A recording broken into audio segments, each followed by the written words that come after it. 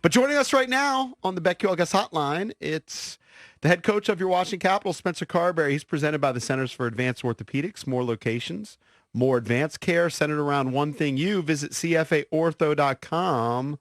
Welcome home, Coach. Good morning, guys. Thank you. Are you home? Where are you right now? Currently at the practice rink, MedStar, out in Arlington. Are you feeling road weary after being out west in different time zones, all the travel? 12 days, 5 games between all those spots on the West Coast. Yeah, that was a long one, longest of the year. Travel yesterday. Feel okay actually though. Got decent amount of sleep and feel all right. We got to get right back at her, Dallas, tomorrow night. Well, you're lucky you weren't here in Arlington a couple nights ago where the house blew up. Yeah, I know. Scary. I know. How far was that from your house where that house blew up? It's less than a mile, and wow. My family felt it. They kind of was sort of like earthquake-ish. Yeah. Of like, uh-oh, what's going on? Yeah, my cousin lives pretty close to that house, and he said, I think it happened at 8:30 at night, and they thought a bomb went off somewhere, which basically it did. But, even a mile away, they could feel it. Crazy. Coach, this isn't important. I'm just curious. When you have a 12-day roadie and, you wear your suits there on the bench, do you ever repeat any of the clothes? What is your game plan on a 12-day trip? Like, do you bring a big suitcase? What's happening? Are you packing yourself? It's actually a lot more that goes into it than you would think.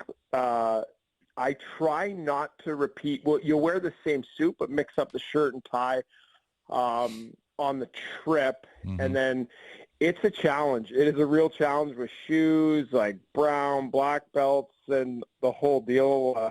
I usually try to keep it to 2. I won't use a huge suitcase, but 2 medium-sized suitcases. So, Coach Carbs, do you look around at the other sports? You're like, the baseball managers wear the uniform, which is weird. Okay, that's just weird. That'd be a good bit if he showed up. If he showed up with the shoulder pads and everything. I'm not advocating you do that, but if you look at Wes Unseld Jr. for the Wizards, he gets to wear sweatpants and a quarter zip. NFL coach is kind of the same sort of deal. Mike McDaniel. He's wearing joggers pulled up to his kneecaps. And NHL coaches, you guys are dressing like you're going out to the Palm for dinner. I guess you guys feel like you want to dress down sometimes. I know. We've actually talked about that as a staff. When does hockey and the NHL sort of change the policy on dress code? And it started to get a little bit more relaxed with players. They're wearing the sneakers, and a lot of teams go no tie now. So I don't know. We have a theory that we don't think it'll ever change, but I don't know. I mean, it's starting to slowly evolve. So if you just wore a suit with no tie, would you get fined by the league? How does that work?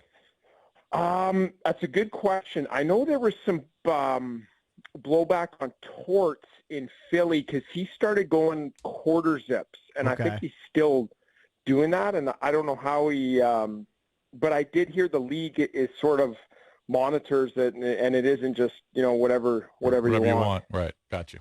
Yeah. All right, so let's talk about, first of all, just give us your thoughts and summarize the road trip in general. Obviously, the 6-0 loss is not something you really want to talk about, but against Arizona. But couple wins in the middle. Got some wins, all right, but just talk about the road trip in general from a team standpoint. Yeah, I thought getting out there probably, to start the road trip was really strong. And I know the first game we go to San Jose and lose that game, but probably one of our most dominant 5-on-5 and frankly entire games of our season thus far. Even though we lose, couldn't find the back of the net. Blackwood sort of stymied us again, their goaltender, but probably the most lopsided game we've played all season long. So felt like our process was really good in San Jose. LA, really strong team. The Kings are one of the best teams in the league. And even though we get put back on our heels, I really liked our game of holding on. Chucky obviously played fantastic. To win in that building is not easy. And then sort of, I'll speed this up, to go back-to-back where Anaheim was rested. We go in there, we execute early, get 4 in the first. So it started really, really well. And then we go sort of the last couple. The Vegas game, they're, certainly cream of the crop right up there with L.A. and defending Cup champs. So tough building to play in. But I felt like we could have pushed them a little bit more. Didn't feel like we had our best. And then the other night in Arizona, it just got away from us. So I would say, to summarize, like early on that road trip, really, really good. And then sort of tailed off and wish some things would have gone a little bit more according to plan towards the end of the trip. And Coach Carbs, in that win over Anaheim, Willie with some big personal milestones, plays in his 700th career game, gets his first career hat trick. Hey, some things are finally breaking well for Tom Wilson in his life. Things are going well for that guy. Now, that was nice to see for Willie out there in Anaheim. Yeah, first career hat trick, and only the second in the history of the game. Sort of an odd stat, but to play in their 700th game and get a hat trick the same night, which I thought is pretty cool. And good for him to get us going offensively, scores on the breakaway, on the power play. Did a real good job on a special night that I'm sure he'll always remember. I was wondering, I think the Capitals PR staff, whoever's putting out the videos, does a fantastic job of a peek inside the locker room. Because I saw when you gave the puck or whatever to Willie for his hat trick, and you asked him how many times had he done that in his career, and he was like, first time, that you were kind of genuinely surprised. How aware are you of the cameras in the locker room when you're doing stuff like that? I honestly, I don't notice them very often. They do a pretty good job of of being a little bit inconspicuous and finding different corners. The ones that get so I don't notice our guys, but when you do notice them is when your game's on TNT or ESPN and they roll like a full crew in there. There's like 3 people and they've got cords everywhere. Those ones are a little bit more noticeable when you're speaking in front of the team. But our guys do a pretty good job of like crouching down, finding corners, so you don't even really know what's going on as you're going through a post game. So, Coach, talk to us about Darcy and Lindgren. Just talk to us about the goalie position in your opinion, because if you just look at the stats, and maybe that's too easy to do, just look at the stats.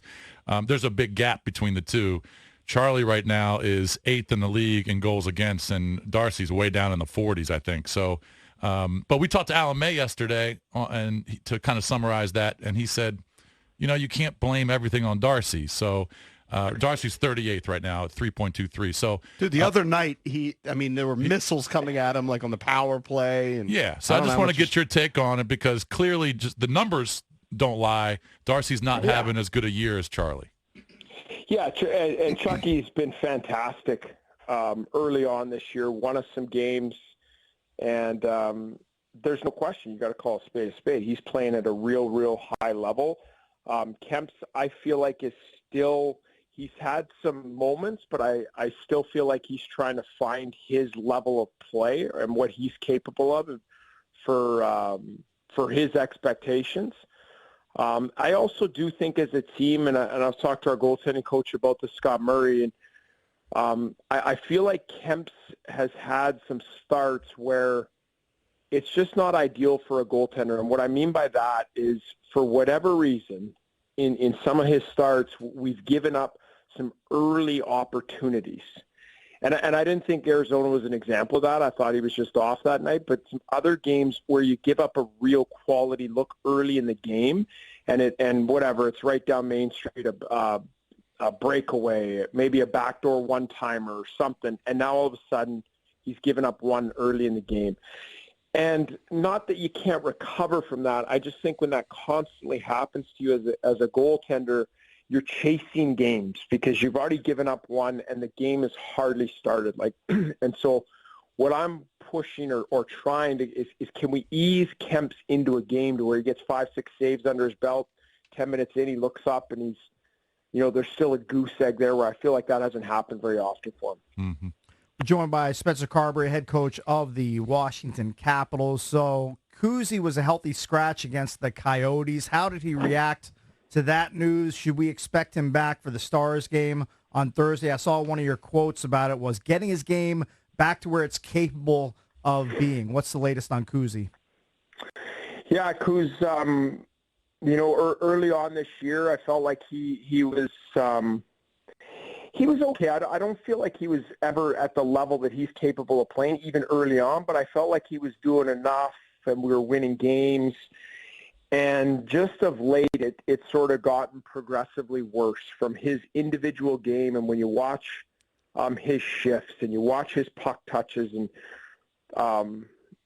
so that's where we had sort of a discussion. And I felt like, as opposed to continuing to rinse, repeat, and put him in the lineup, I felt like it was in the best interest of our team and him to bring him out of the lineup, and he can watch a game and sort of reset mentally and get ready to go back in. But we know he's a massive part of our team, and if we're going to be a successful team, he's going to play a large role, and so that's where we're trying to get his game back to where it's capable, especially offensively. What was his reaction, if you can talk about it, to when you told him that?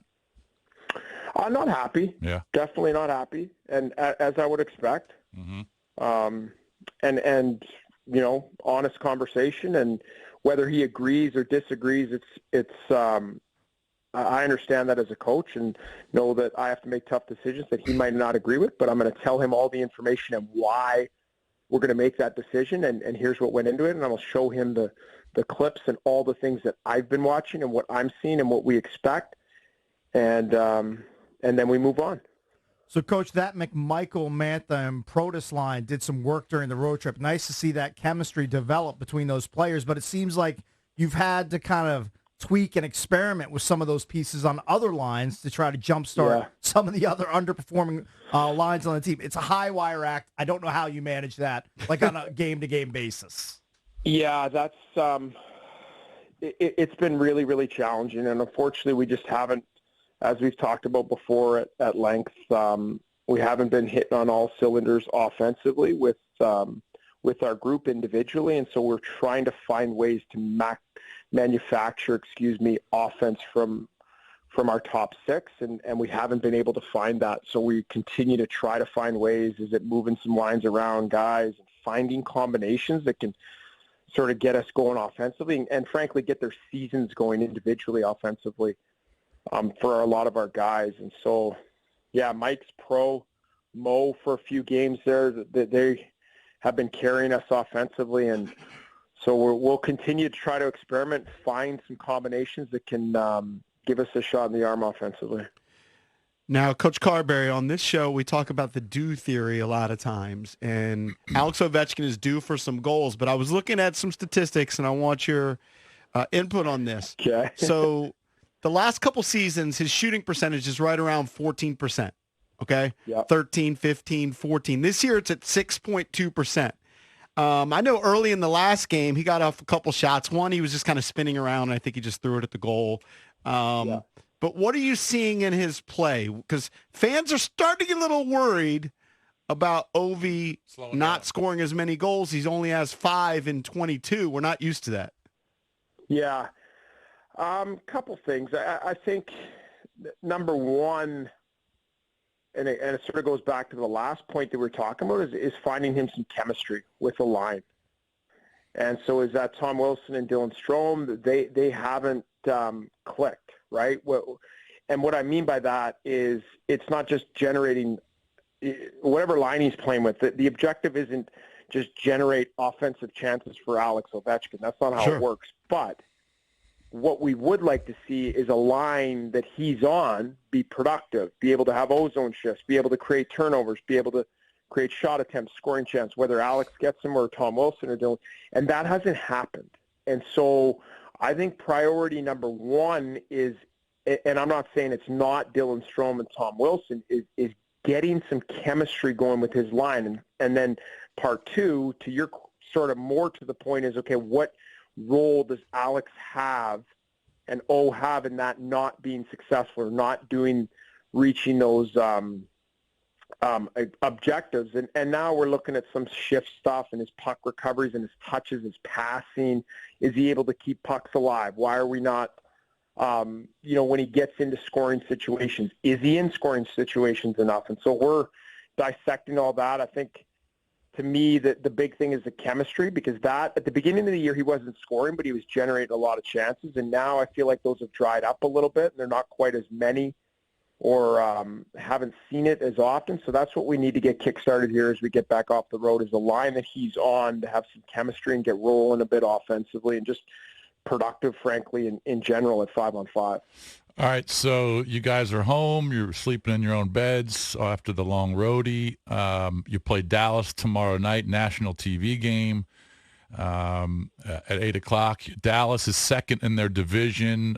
They've struggled over the last 6 or so. I'm just kind of looking at their record. They've lost 4 of 6, and they play Florida in Florida tonight, so they'll be coming off a back-to-back. Pavelski's their leading scorer. He's like 40 years old. But tell me about Dallas, and it helps you that they're going to be flying in from Florida to play you guys tomorrow night. If you tell our players that, that's right. I'm telling them now. We start licking our chops, thinking it's going to be an easy night. I know how that movie ends. Right. Really good team out of the West. Well balanced. Like, they've got good goaltending. Their D are solid. And they check really well, and they make it difficult on you. And they've had a lot of success over the last few years. Robertson, Pavelski, they're really deep with some veteran guys that have Jamie Benn, Tyler Seguin, and then they've got they're a dangerous team. So we're gonna have our hands full. It doesn't get any easier this coming back home just because we come off the road. We think we're gonna ease into it with Dallas, and then this weekend with a back-to-back. Right. Okay. All right, Coach Carbery, best of luck. Always enjoy talking to you. Get some dubs. Sounds good. Have a great weekend. Thanks, Coach.